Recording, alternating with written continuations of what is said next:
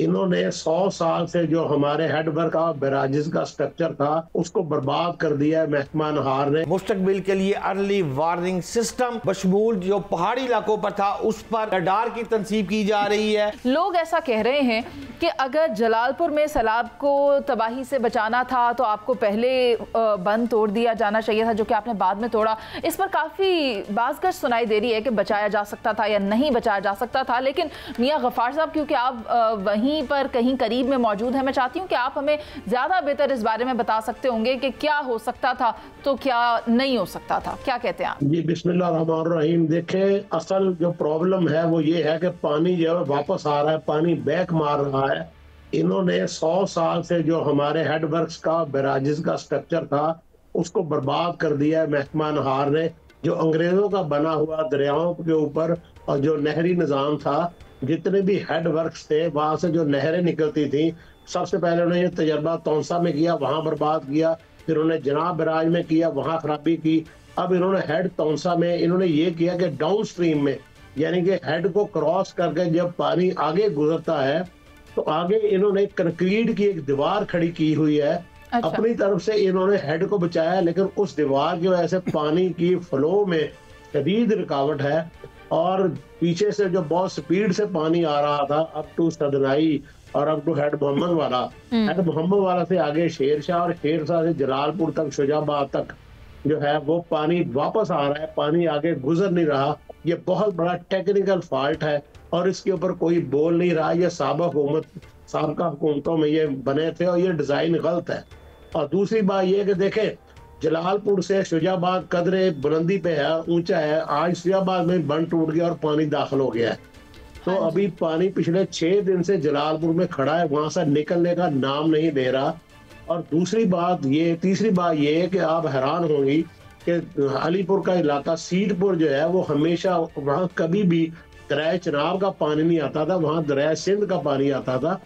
इस वक्त दरिया चनाब का पानी तकरीबन 35 किलोमीटर का सफर तय करके सीडपुर को डुबो चुका है। और दूसरी बात यह है कि बाज़ जगह पे जो दरिया चनाब में हेड पांजरत के इर्द गिर्द और इससे आगे और इससे पहले जो पानी है उसका जो इस वक्त कैचमेंट एरिया है वो 50 से 70 किलोमीटर के इलाके में फैला हुआ है। और ये भी पहली मरतबा देखने में आया है, वरना 10 फुट 8 फुट 10 फुट पानी होता है। इस मरतबा बाज़ जगह पे 15-15 फुट पानी है। और कश्तियां उल्टने की जो अभी तक तस्दीक हुई है वो तो सरकारी तौर पे 5 हैं, लेकिन कश्तियां ज्यादा उल्टी हैं। उसकी वजह ये है, अब कश्ती चल रही है पानी में, पता ही नहीं होता कि नीचे कोई छत है या नीचे कोई दरख्त की जो है टहनियां हैं। तो छतों के ऊपर जब कश्ती आती है तो वो उसको टकराती है तो वो उल्ट जाती है। और बहुत सारे ऐसे वाकयात हो रहे हैं, जो लोग फौत हो चुके हैं उन्हें दफनाने के लिए कब्रिस्तान नहीं मिल रहे, क्योंकि सारे कब्रिस्तान डूबे पड़े हैं। लिहाजा लोग अपनी मैयतों को लेकर दूर दराज के इलाकों में दफनाने पर मजबूर है, ऐसे इलाकों में जहां पानी नहीं है। हुकूमत अपने तौर पे बहुत कोशिश कर रही है सारी। मैं समझता हूँ ये क्रेडिट है हुकूमत पंजाब का कि इस बदतरीन सूरत हाल में उन्होंने तमाम तर सरकारी महकमों को, तमाम इंतजामी महकमों को बाहर निकाला और सारे फील्ड में है।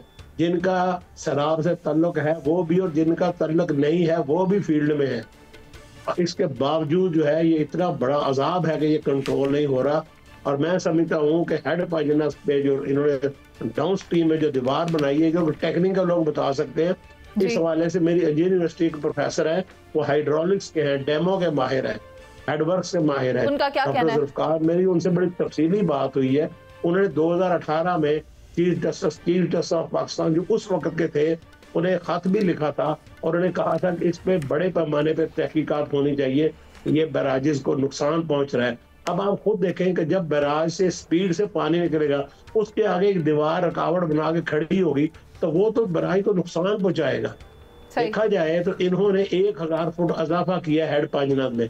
पहले हेड पांजनाद जो है वो 2 हिस्सों में तकसीम था। लेकिन गफ्फार साहब, उस वक्त तक तो ये कहना भी कबल अज़ वक्त था ना कि इतने बड़े सैलाब की जद में पाकिस्तान आ जाएगा और उससे इतनी ज्यादा तबाहकारियां होंगी। डेफिनेटली हुकूमत वक्त इस पर काम कर रही होगी, लेकिन लोग अपनी मदद आपके तहत भी हमें काफी एक्टिव नजर आ रहे हैं, जिसका कई जगहों पर हमें नुकसान भी उठाना पड़ रहा है, क्योंकि वो बड़े बड़े टायर्स को लगाते हैं, उनको फिर आपस में बांधते हैं और उस पर चारपाई डालकर अपना साजो सामान उस पर लाद देते हैं। और कहीं से अगर वो किसी चीज़ से टकराती है और वो टायर ब्रस्ट हो जाता है तो फिर वो भी डूब जाते हैं और इसके सिलसिले में नुकसान भी उठाना पड़ता है। लेकिन जहाँ तक गवर्नमेंट ऑफ पंजाब की बात है, गवर्नमेंट ऑफ पाकिस्तान की बात है, मैंने इंट्रो में भी वज़ीर आज़म की जानिब से जो दावा किया गया है उस पर भी बात की है, वज़ीर आला पंजाब की जानिब से जो बातें की जा रही हैं उसके भी ऊपर बात की है। लेकिन मैं चाहती हूँ कि शहजाद हुसैन भट्ट साहब इस पर ज़्यादा वजाहत दे दें। सर, कहा जा रहा है कि बिजली के बिलों में रिलीफ दिया जाएगा और उसके अलावा भी क्या क्या होने जा रहा है, आवाम को किस तरह से इस सैलाबी सूरत हाल में फैसिलिटेट करने का विजन क्या है?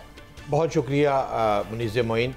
ये बिलों वाली बात भी ठीक है और क्या क्या इकदाम हो रहे हैं और क्या इस वक्त हुआ है, मैं आपको दो हिस्सों में तकसीम कर देता हूँ। पहला हिस्सा तो ये है कि जो prime minister of Pakistan Shahbaz Sharif है उसने काबीना इजलास में ये तस्लीम किया है कि ज़राई और माहौलियाती एमरजेंसी जो है वो इस वक्त हो चुकी है, शदीद ख़तरात लाक है। ये एक पॉजिटिव बात आ गई है कि हमने तस्लीम किया है कि मुल्क में ये सूरत हाल है काबीना ने। और इसके साथ साथ आप गौर करेंगी तो हज़ारों एकड़ अराजी जो है वो डूब गई है, चावल, कपास, मकई, गन्ना और सारी चीज़ों के साथ साथ जो नेशनल डिज़ास्टर मैनेजमेंट अथॉरिटी है उसने जून के आखिर तक अब तक 928 अफराद हलाक होने की तस्दीक की है, जबकि यूनाइटेड नेशन के मुताबिक 60 लाख शहरी मुतासर हुए हैं। अब आते हैं उस टॉपिक पर कि इस वक्त फिर हुकूमत ने अगर तस्लीम कर लिया तो भाई वो करेगी क्या? फिर करने हुकूमत मुनीज़ मोइन ये जा रही है कि नुकसान जो है उसको देखना, उसको मॉनिटर किया जा रहा है और मुस्तकबिल के लिए अर्ली वार्निंग सिस्टम बशमूल जो पहाड़ी इलाकों पर था उस पर रडार की तनसीब की जा रही है। उसके साथ साथ पंजाब हुकूमत एक बहुत बड़ा ड्रोन आया, ये आया नहीं, ये इस वक्त काम करना शुरू हो गया जो 200 किलोग्राम तक वजन उठाकर लेके जा सकता है किसी शख्स को पानी में। अच्छा, किश्तियों की बड़ी प्रॉब्लम आ रही थी कि किश्तियां कई दफ़ा रेस्क्यू की ख़राब हो जाती थी और साथ साथ जो दूसरे बंदे थे, अफराद प्राइवेट थे, वो बहुत महंगे दामों दे रहे थे और इनको आने और जाने में दुश्वारी थी। तो ये ड्रोन से पानी में फंसे हुए जो अफराद हैं उनको निकालने में भी बहुत आसानी होगी। और आखिरी लाइन है मुनीज़ मोइन, इस वक्त जो हालात पाकिस्तान के पंजाब के हैं, अब ये सारा सिस्टम गवर्नमेंट ऑफ पंजाब ने कर दिया है, लेकिन सवालिया निशान इस वक्त ज़रूर है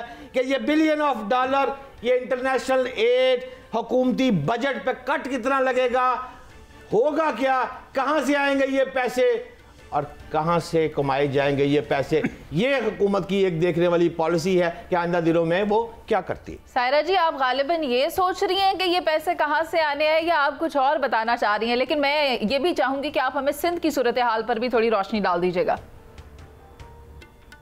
अस्सलाम वालेकुम। मैं बस ऐसे ही सोच रही थी, हम पता नहीं कौन सी बातों में उलझे हुए, कहाँ से आएंगे पैसे। अरे भाई, वहीं से आएंगे पैसे जिससे सारी मराहत होती है। तो खुदा के वास्ते 77 साल मुल्की तारीख में कोई एक ऐसा शख्स भी नहीं आया कि जो ये तमाम इक़दाम करता, कोई गवर्नमेंट, कोई पार्टी जो इक़्तिदार में रही है।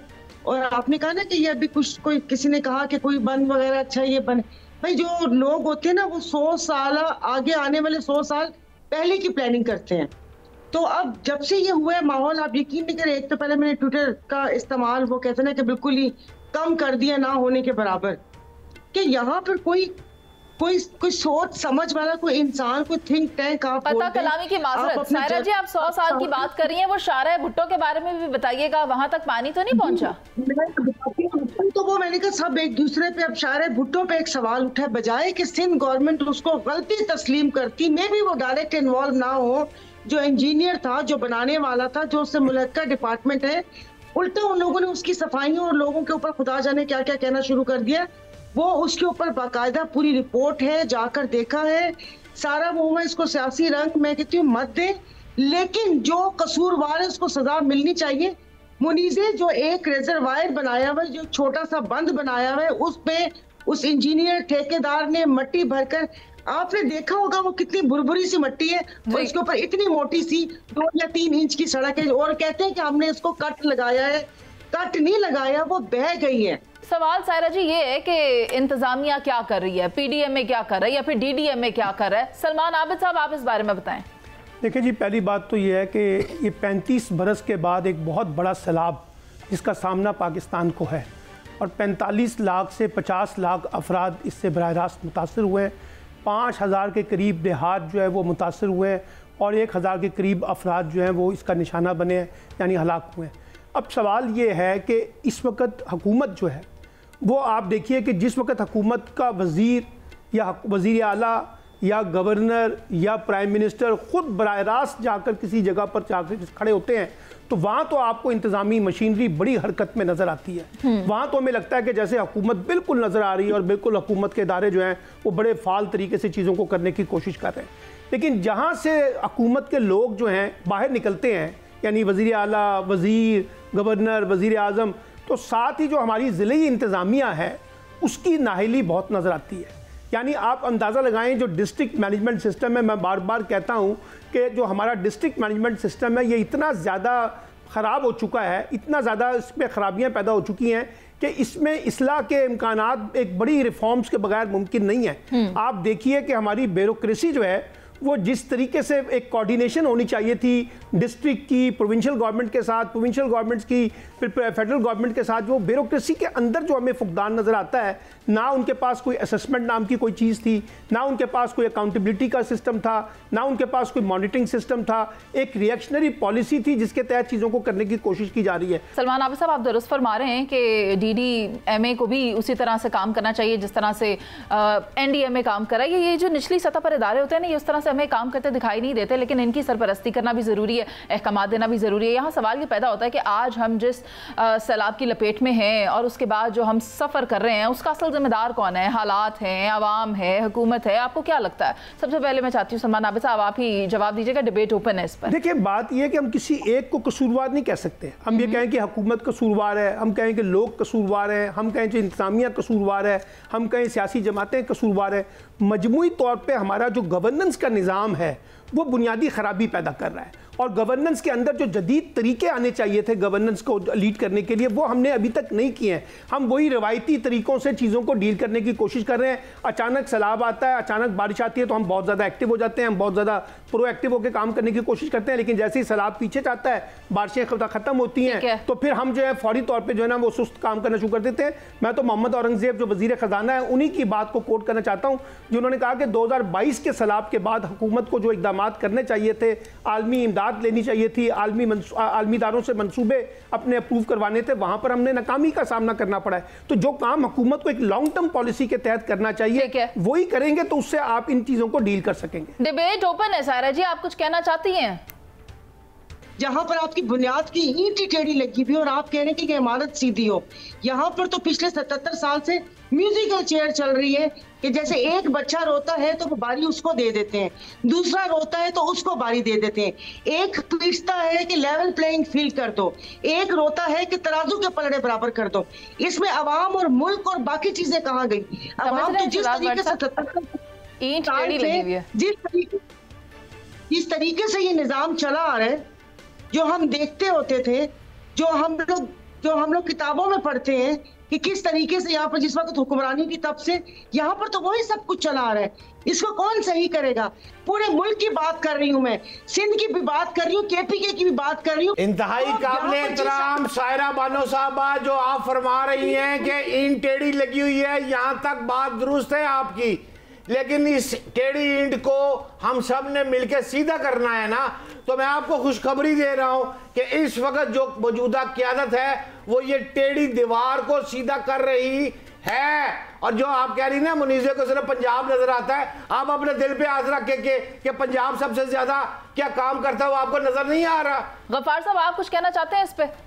देखिए, मेरी अर्ज सुने कि 1968 तक ये लाजमी था कि 5वें ग्रेड से लेकर 22वें ग्रेड के हर ऑफिसर को सिविल डिफेंस की तरबियत दी जाती थी, मरहम पट्टी करना सिखाया जाता था, एक बाकायदा उसके बाद उनको सर्टिफिकेट मिलता था कि इस बंदे ने ये सिविल डिफेंस की या जो तिब्बी इमदाद की और बाकी रिलीफ की तरबियत ले ली है। 68 के बाद वो बंद कर दिया गया।